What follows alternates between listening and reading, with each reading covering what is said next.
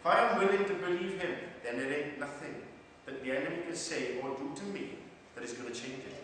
I watched Pilgrim's Progress. It's the first time I've ever watched it, or whatever. And at the end, they come to a river. And it's the last thing between them and getting to heaven. And no matter what had happened in the past, this guy Christian got into the river, and the river clouded his thoughts, clouded his remembrance. You know, the only time you remember is to thank God for where he's brought you from, to prepare you for going forward. See, Christian, his head was all clouded and misjudged, and the next thing he's drowning in this river.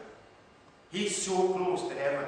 And you know, our breakthroughs are so close, but what happens is we get clouded by the thoughts of the devil. We get clouded by the things of this world. And Jesus is like, come on, you're almost there. Come on, you can touch it. Reach out your hand, you're there. Just do it. Believe the word of God. And we're like, but the world is telling me this. I can't do it. I'm looking for you, Jesus, but that's all I can see is despair. And Jesus is saying, no, don't do it. Get in my word. How many of us will sit there, and this is me included, I used to do it, I'd sit there and read a paper for half an hour, and most of it was sport, but I couldn't pick the Bible up for 2 minutes. Well, how are you supposed to combat the fear of the world if you don't get grounded in the truth? Yeah. So anyway, the Sunday night we were in Romania. This is where this is all stemmed from. We went to a gypsy church. Now, gypsies over there haven't quite got the same stigma as the ones over here, even though the gypsies over there have absolute squat. Nothing. And I mean, when we say we ain't got nothing, we deserve a slap. Because, you know, these people's houses, there are massive holes in the ceiling, and yet they're sleeping under it. You know, we'd see houses that were supposed to be like that, but have folded in on each other. Basically, the walls now are propping each other up. Our families live in it. Now, there was one house that was probably a 6x6. Probably not much bigger than my toilet. And a family lived in it. So we go into this gypsy church, and the woman who we went to, bless her, said, you better take a deep breath. Because bathrooms are not on the high priority of a gypsy house when you haven't really got room. So you go in there, and I didn't actually find it quite that bad. Maybe I smell just as bad as them, and that's why it didn't affect me. But there was an aura, if you like. But these people, they have nothing. And I mean, they have nothing except Jesus. And when they have a meeting, you know when you read in Acts about the building shaking? Oh, I tell you.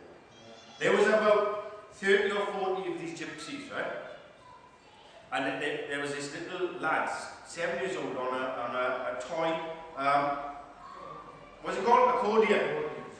Right? And he was away, he was praising God, 7 years old.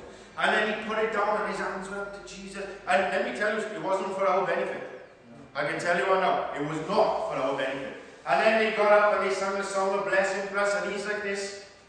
They don't have Christian gypsy churches. They listen to the word of God. And I tell you something now, right? That's all you heard out there was Amen, Amen, Amen, Hallelujah, Amen, Amen. You couldn't get a sentence out without them Amen in it. Right? And then at the end then, it's like, right, we're going to have a prayer time. So our prayer time is like, thank you, Lord. Thank you, Jesus. Amen. Bless you.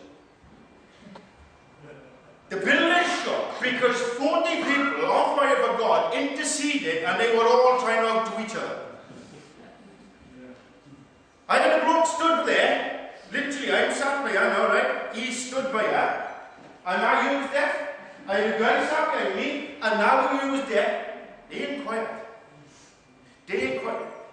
But the passion, the fire, you know, let me just say for the older people here.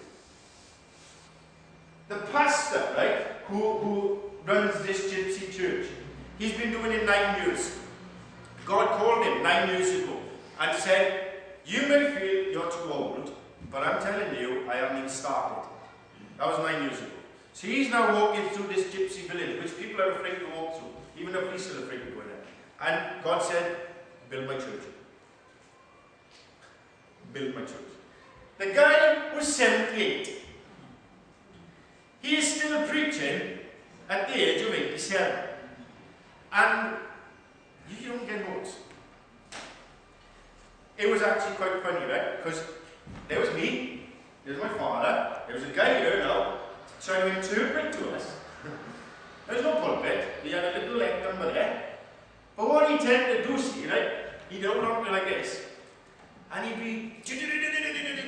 Well, of course, I'm sat there. So I couldn't hear the interpreter. So I was like, Amen. Amen. But what I'm trying to say to you is they're not bogged down to life. They know they haven't got nothing.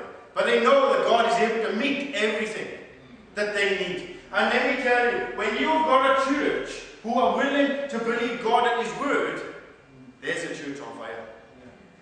It didn't matter about smell. It didn't matter about anything else. I'm telling you, the building shook. I actually was very, very humbled. But that wasn't just the gypsy church. That actually happened on Sunday morning. And we were watching Romanian telly, because that's all they had, obviously. It was Romanian telly. I couldn't understand the word they were saying, but there was a big night vigil. I see a big night vigil because our night vigil is 3 or 4. They couldn't get them all in the church. And they have their intercession times. And it's like it all over Romania. I can see now. They all go for it. And not one person is quiet. And they're not praying, Lord, please do a mighty work in this place.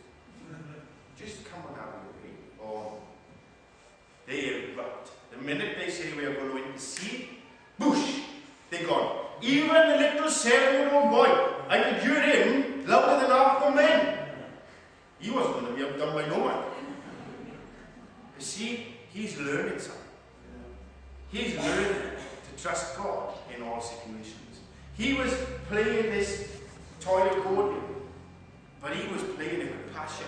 To him, he was playing it for God. And it didn't matter what anybody else thought or said, he was doing it. And I tell you something now, it was an absolute humbling but an awesome experience. See, so they could look at their situation, they could listen to the word that would constantly put them down, but they don't. They listen to the word of God, they look at Jesus, and they believe the truth over the lies. Alright, you can say, well, it's not a lie because they haven't got a thing. No, in their eyes, they have it all. They have it all. And if you've got it all, you don't need anything else. So, excuse me.